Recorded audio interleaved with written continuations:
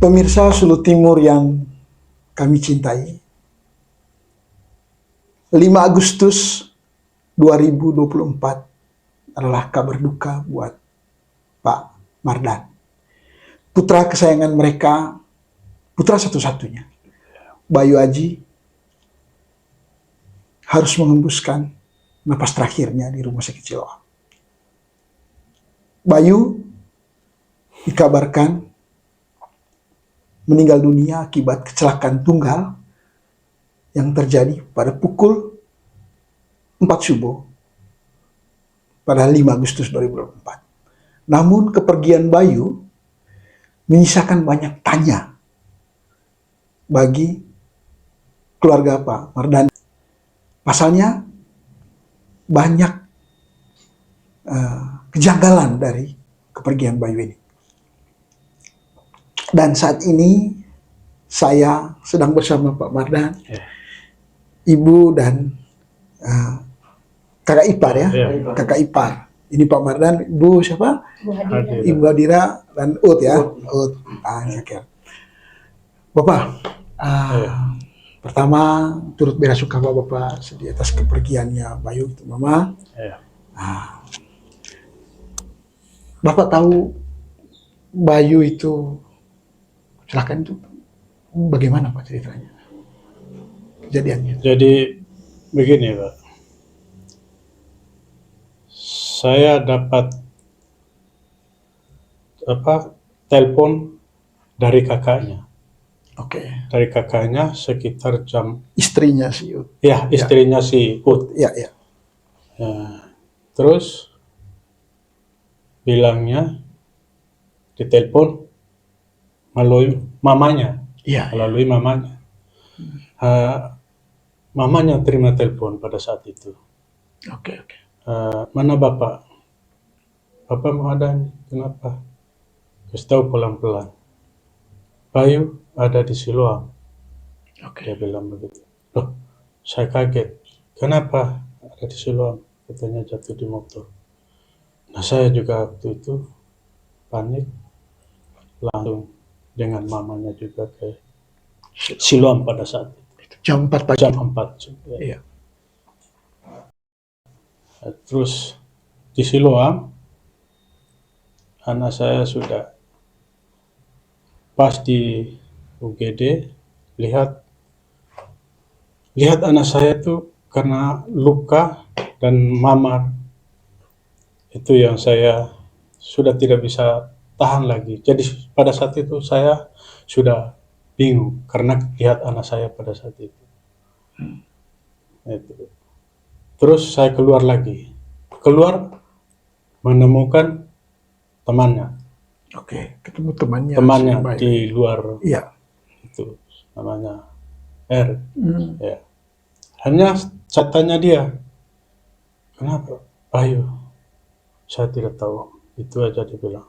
Loh, kenapa tidak tahu kamu cuma salah jalan sama-sama dengan dia? Saya gitu kan. Alasannya dia pulang cepat. Nah, itu alasannya dia. Akhirnya habis itu langsung saya masuk lagi. Pada saat itu masuk lihat lagi anak saya. Bingung saya pada saat itu. Mana dipanggil lagi sama dokter harus ke administrasi. Bukan, ini di loket 1. Loket 1, habis itu disuruh loket kedua. Loket kedua, aku tanya, harus dijelaskan sama petugas loket 2, harus bayar ini dulu Pak, harus diselesaikan dulu administrasi. Oke, berapa semuanya itu? Saya bilang begitu. Kasih tahu. Habis itu datanglah saya punya lago di sebelah ini. Itu mungkin yang di depannya datang lihat lagi Bayu. Sudah, Bapak Desi, tidak usah terlalu pikirkan itu. Dia bilang begitu.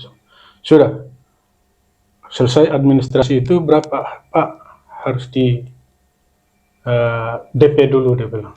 Di DP itu, tanya DP-nya berapa. Ternyata Aji itu sudah bayar DP-nya, setelah itu dikasih kartu kuning untuk bisa keluar masuk di ICU, karena harus masuk di ICU katanya.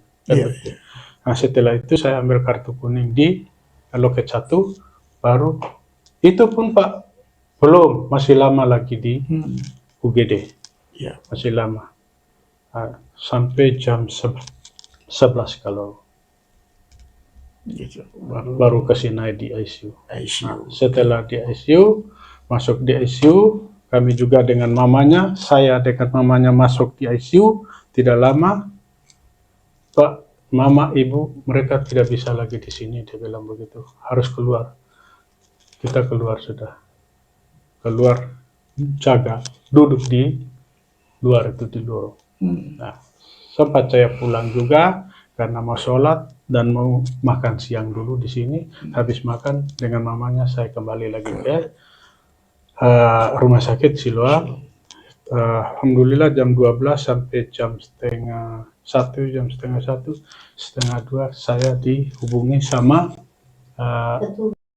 petugas di situ. Saya juga tidak tahu dokter atau karena pakaiannya sama-sama Pak. Hampir semua. Nah, itu bapaknya Bayu, ya saya bapaknya Bayu. Nah, akhirnya diberitahu sama petugasnya, Pak punya anak tensinya turun. Terus bagaimana ibu dokter?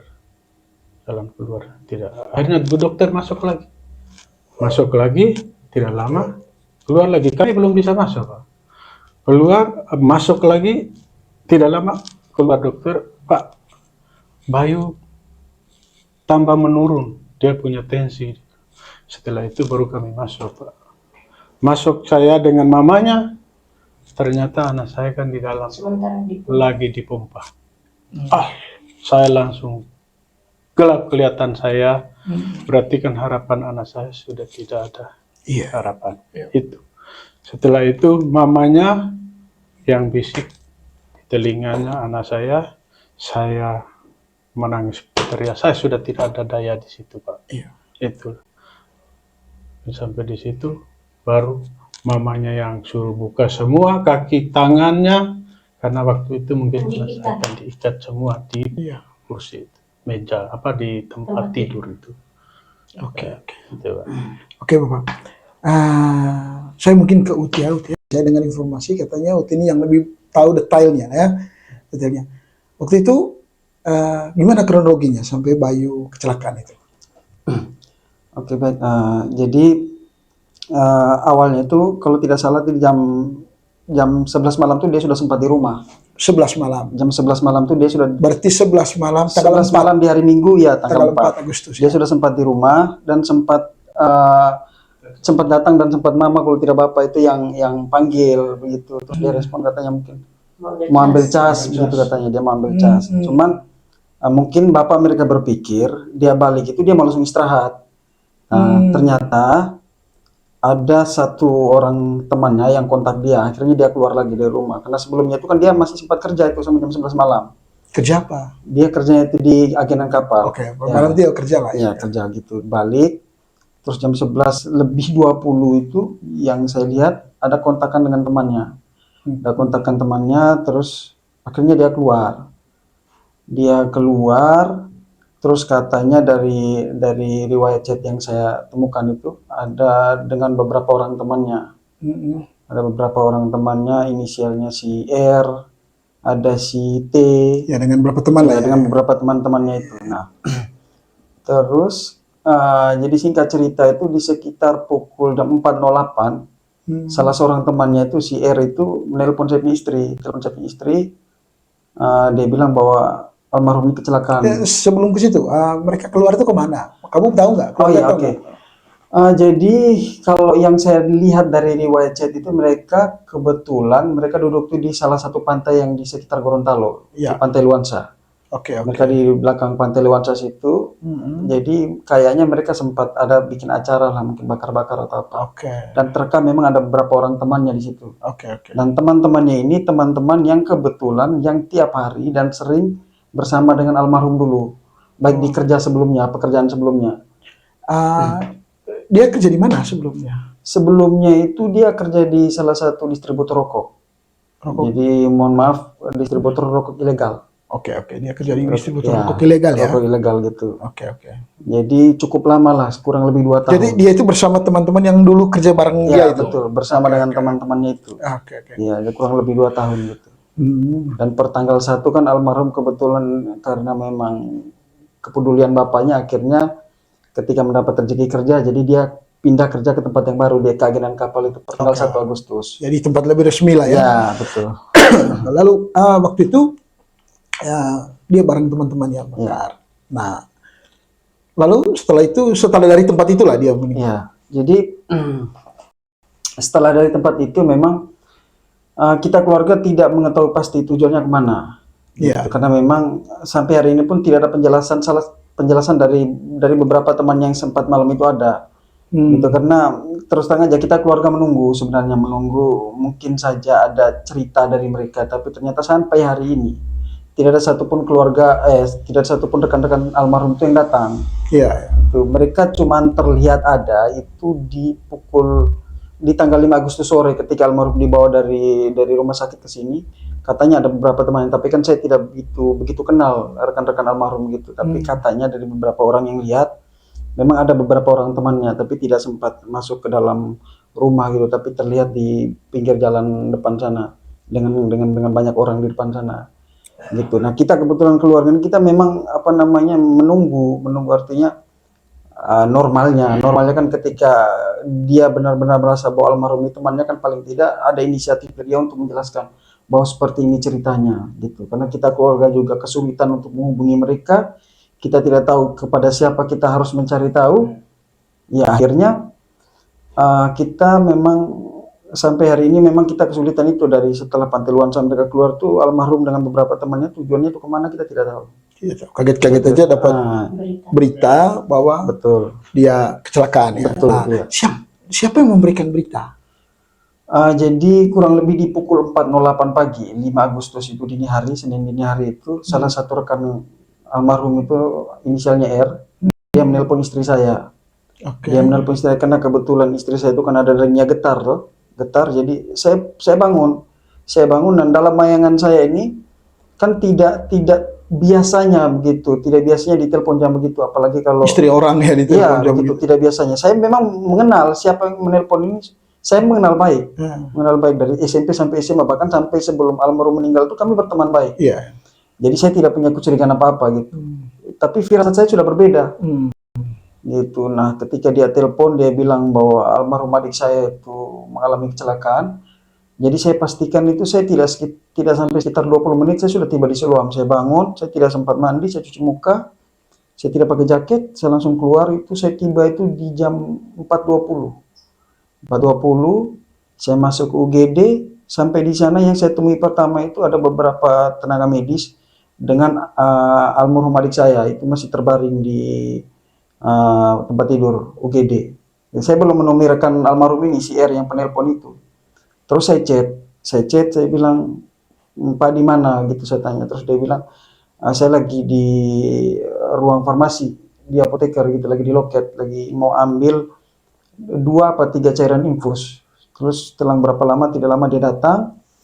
Jadi memang setelah dia datang itu saya tidak banyak berkomunikasi dengan dia, karena saya lebih fokus untuk melihat kondisi adik saya gitu. Dan karena memang pada saat itu dia memang meringis kesakitan gitu, dia beberapa kali berontak begitu. Saya yakin bahwa dia gelisah, tapi memang situasinya tidak bisa kita gambarkan begitu. Dia meringis itu apa memang sakit atau seperti mau membicarakan sesuatu dengan saya, karena saya kebetulan keluarga yang pertama kali ada di situ sebelum. Kamu yang pertama.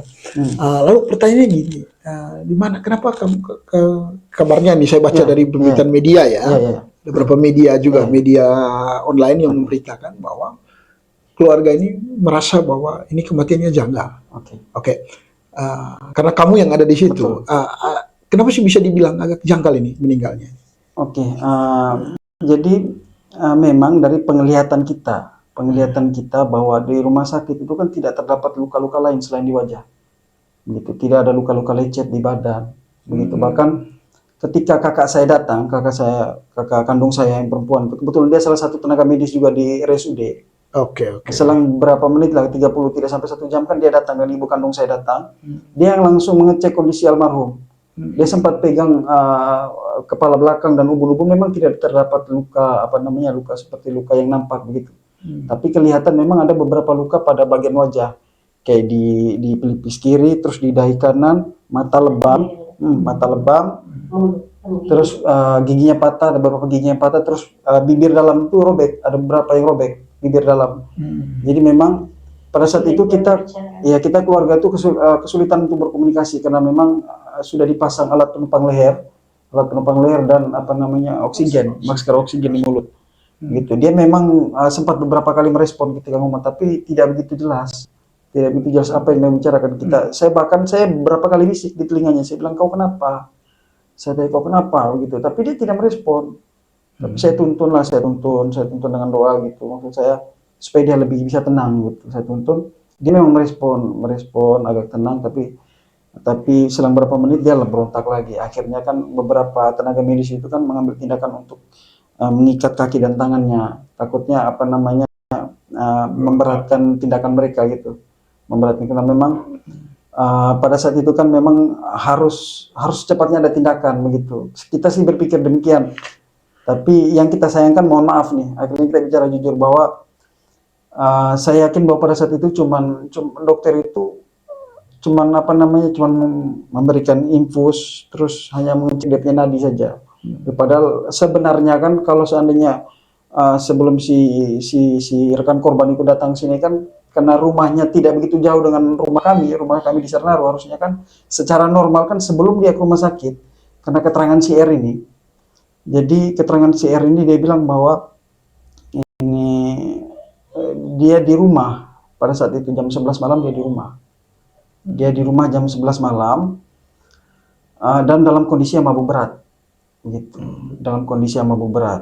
Nah, akhirnya di jam 3 ada salah satu rekan almarhum juga, si I namanya, dia menelpon si R itu, kayak kalau Mbak Yudi kecelakaan.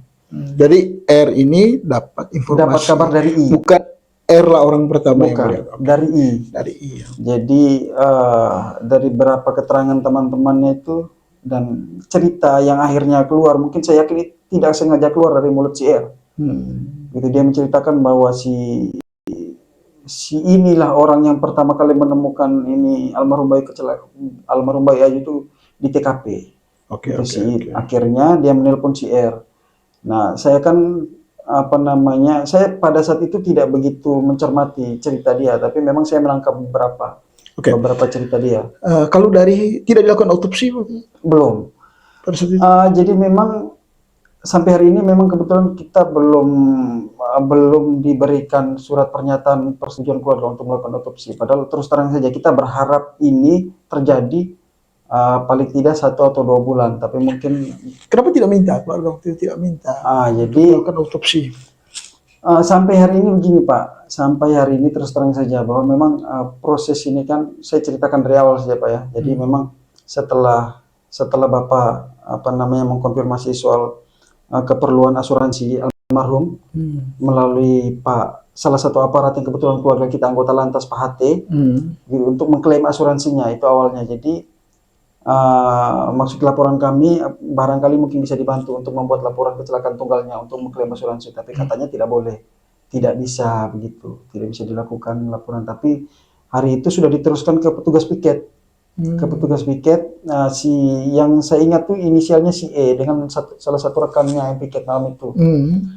Nah, mereka datang tidak berapa lama setelah itu mereka sampai di rumah sakit, sempat ketemu saya juga dengan saya punya bapak, karena kebetulan pagi itu kan sudah beberapa keluarga itu kan sudah datang di rumah sakit. Jadi mereka langsung menuju TKP. Ternyata BB, barang bukti kendaraan dan helm itu sudah tidak dari TKP. Diambil polisi? Bukan, sudah dipindahkan oleh CI. Rekan almarhum sudah dipindahkan ke tempatnya. Itu sudah dipindahkan ke sana. Jadi kebetulan karena Pak HT juga kebingungan, kita mau tentukan TKP-nya di mana. Gitu. Akhirnya dia menelpon anggota piket telepon, konfirmasi bahwa tidak ada BB di sekitar Jalan Gorontalo. Saya panggil si R. Saya bilang, minta tolong, saya bilang, cari si I. Saya bilang cari si I, karena informasinya kau bilang tadi bahwa motor itu dipindahkan oleh si I ke rumahnya. Minta tolong, itu polisi di bawah itu kan kesulitan untuk menentukan TKP-nya di mana. Segera ke sana, bantu mereka untuk ambil DP-nya, BB-nya.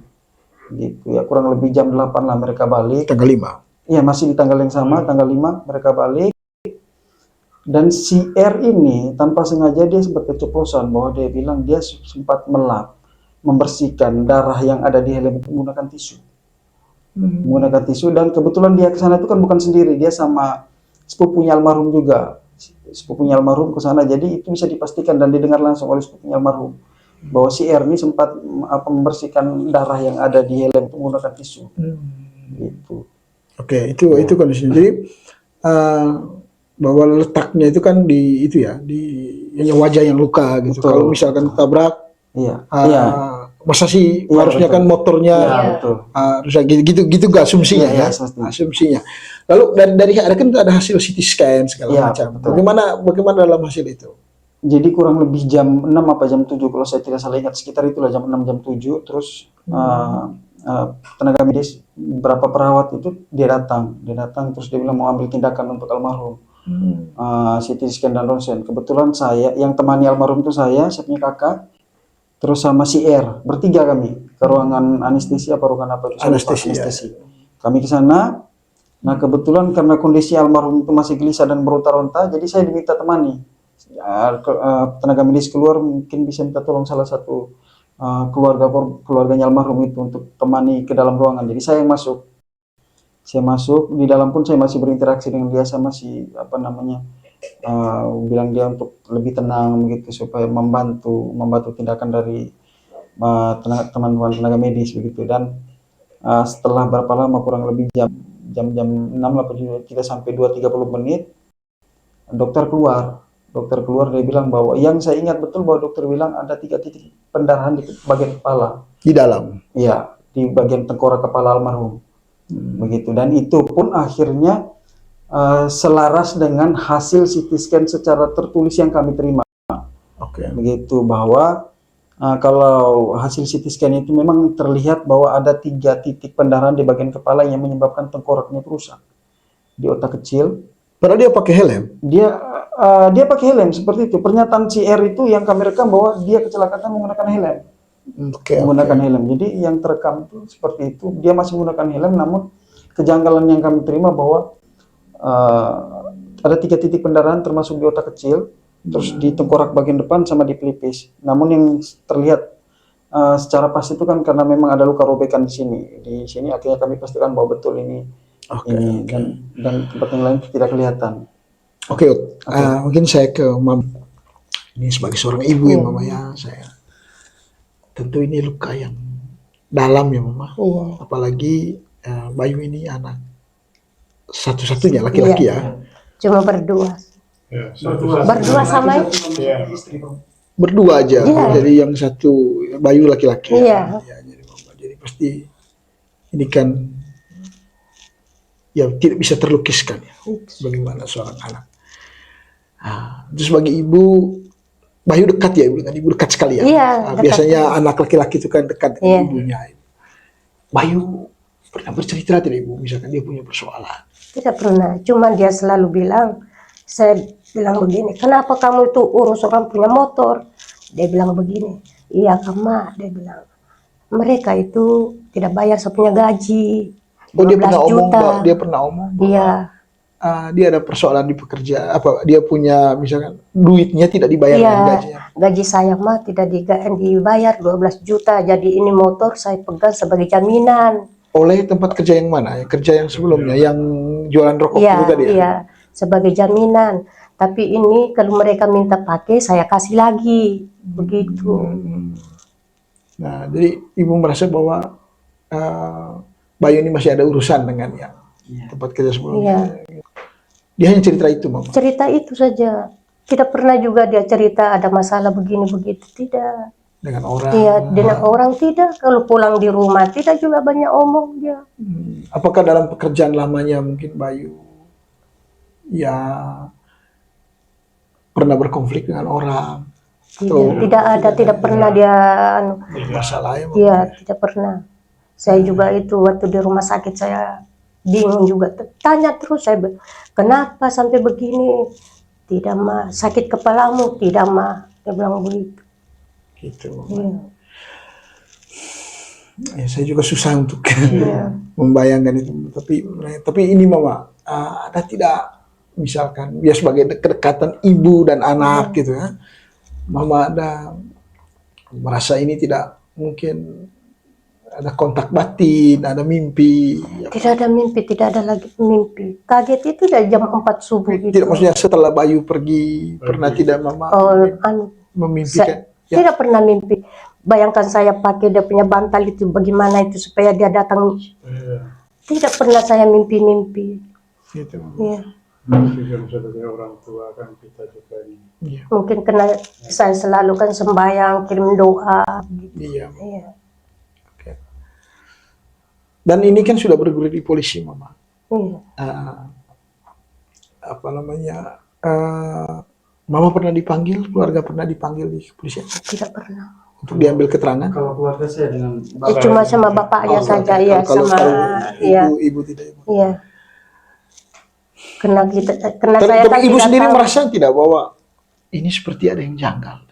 Iya, kalau saya lihat dia punya anunya, soalnya saya periksa semua ini tidak ada apa-apa. Saya sempat sama bisan saya itu buka semua ini tidak ada lebam apa-apa, cuma yang di sini-sini ini tertulis pun Di tidak belakang ada. tidak ada? Tidak ada. Tapi pas dilihat di itu habis di CCTV dia buka di TV kan ya ada titik-titik kelihatan. Karena kami sempat lihat semua itu. Gitu. Iya. Ya. Oke Mama. Ya, ini berat. Mungkin ke Bapak dulu. Ini Bapak, kemarin kan sudah lapor di polisi ya? Iya. Ada laporan ke polisi. Progresnya bagaimana?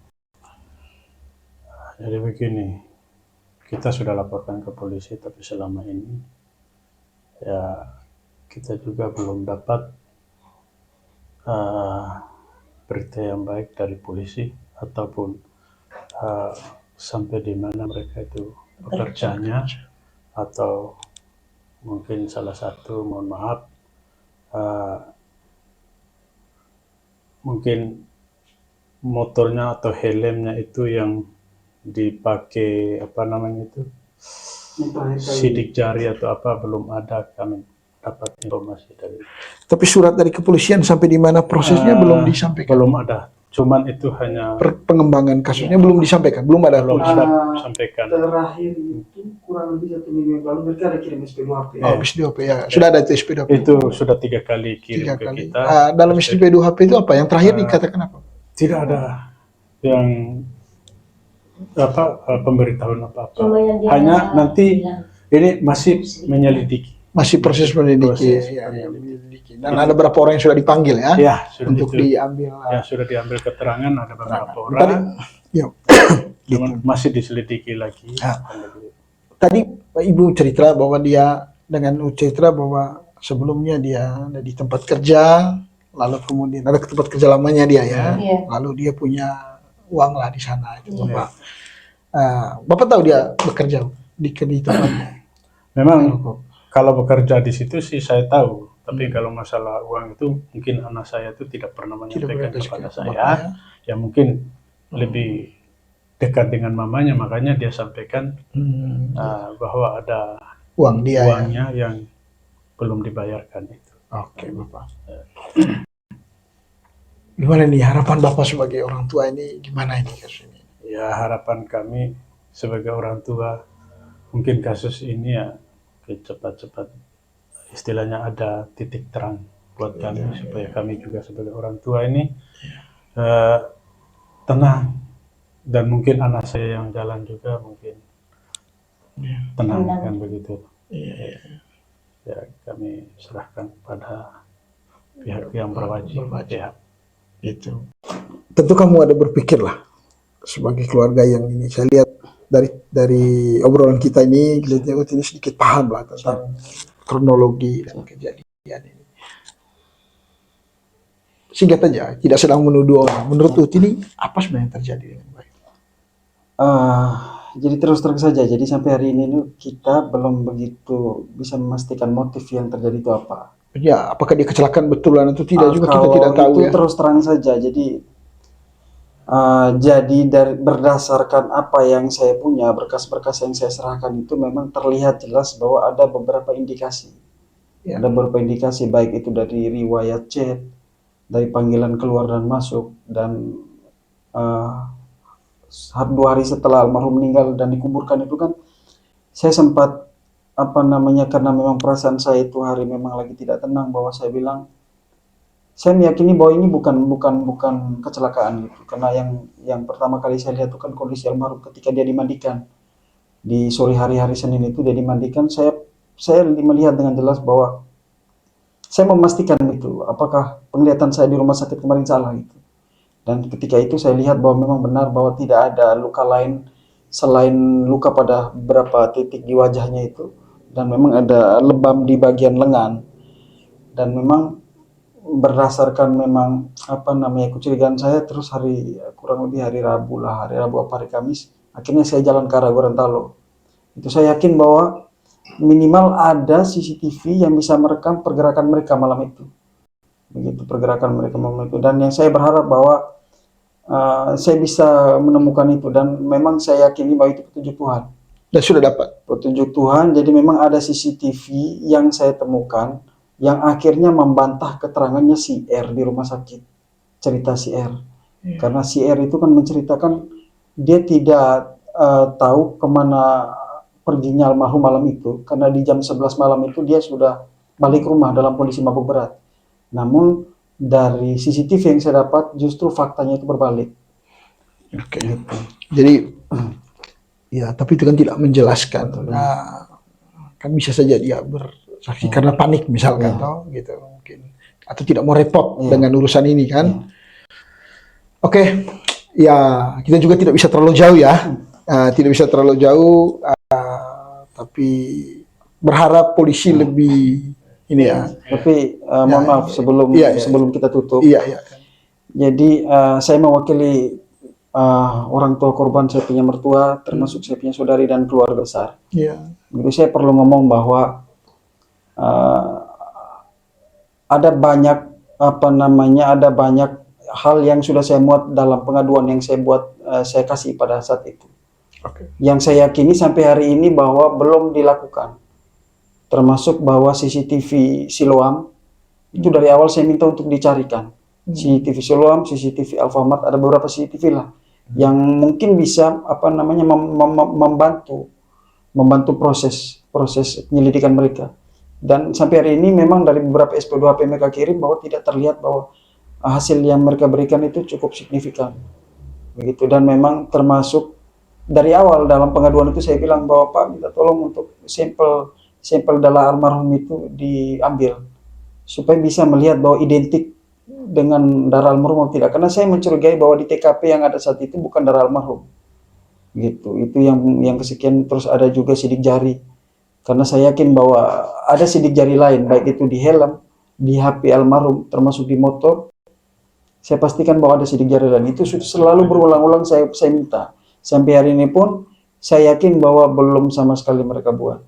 Begitu. Kita berharap percayalah pada kepolisian. Betul. Karena ya suka tidak suka ya, kita memang harus percaya. Gitu. Kita sih mohon maaf kembali lagi saya ngomong, artinya bukan saya berusaha untuk memanjang durasi kita, tapi saya perlu ngomong bahwa paling tidak kami keluarga itu berharap bahwa proses ini bisa berjalan seterang-terangnya, seadil-adilnya, seterang-terangnya, karena biar bagaimanapun yang paling merasakan sakit kehilangan itu ya kami keluarga.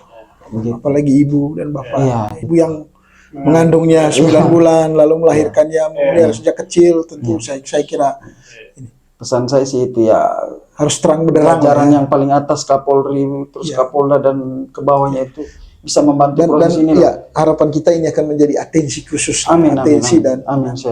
Semoga mungkin saja akan didengar oleh banyak pihak yang punya ini untuk menjadikan ini atensi khusus. Oke Bapak, terima kasih Bapak, Ibu, terima kasih. Jadi kita berdoa bersama, semoga kasus ini cepat terbuka ke publik ya. Apapun yang terjadi, kalau memang karena dia murni kecelakaan, sudahlah. Saya kira rencana Tuhan kita. Oke, terima kasih Bapak.